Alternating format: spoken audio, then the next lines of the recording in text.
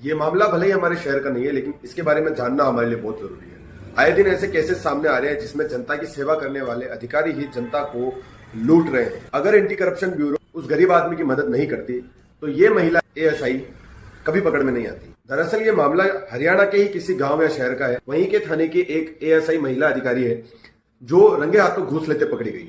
और क्योंकि ये खबर ताजा है, अभी कुछ ही समय पहले ही ये महिला पकड़ में आई थी, तो सोशल मीडिया के ऊपर इस महिला को लेकर काफी सारी वीडियोस वायरल हो रही है। जिस थाने में ये महिला तैनात है, उसी थाने में कुछ समय पहले एक पीड़ित ने अपनी किसी समस्या के चलते वहां पर एफआईआर करवाई थी और उस एफआईआर के मामले में कोई कार्रवाई नहीं हो रही थी।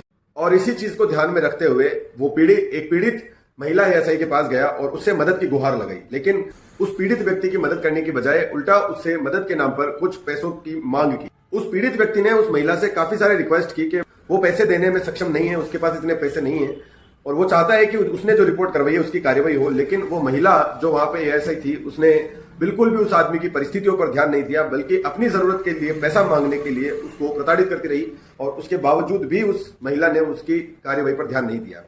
वो पीड़ित व्यक्ति परेशान होकर एंटी करप्शन ब्यूरो के पास गया और उस पीड़ित व्यक्ति ने एंटी करप्शन ब्यूरो वालों को सारी समस्या बताई और कहा कि मैं एक मजदूर हूं और मेरे पास इतना पैसा नहीं है कि मैं उस महिला अधिकारी को दे सकूं, जिसके बाद वो मेरी द्वारा दी गई कंप्लेंट पर कार्रवाई कर सके।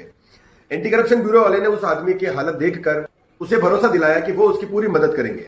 फिर एंटी करप्शन ब्यूरो ने महिला एएसआई के खिलाफ एक ऐसा जाल बिछाया जिससे वो महिला एएसआई अनजान थी। एंटी करप्शन ब्यूरो वाले ने जैसा जैसा बताया पीड़ित व्यक्ति को, उसने वैसा ही किया। नोटों से भरा एक बैग ले जाकर एएसआई को दिया और कहा कि अब आप मेरे मामले की कार्रवाई कीजिए।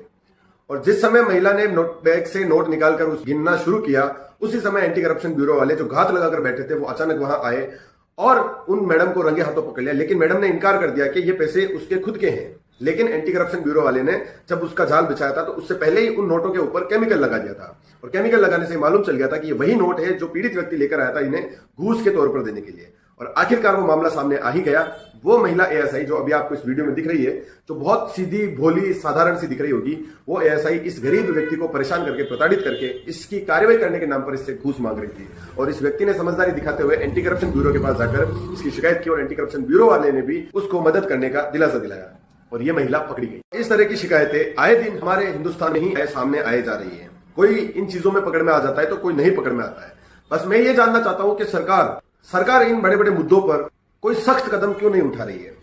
जब भी इस तरह के कोई अधिकारी पकड़ में आते हैं रिश्वत लेते हुए, तो उनके खिलाफ कार्रवाई के नाम पर या तो उनका तबादला कहीं और करवा दिया जाता है या कुछ दिनों के लिए उनको निलंबित कर दिया जाता है। आखिर क्यों गवर्नमेंट इनके खिलाफ कोई सख्त एक्शन, कोई कड़ा कानून नहीं बना रही है? और कोई भी कानून नहीं है और कुछ पैसे देकर ये लोग भी अपनी जान पहचान के माध्यम से छूट जाते हैं। इसीलिए इनके हौसले इतने बुलंद है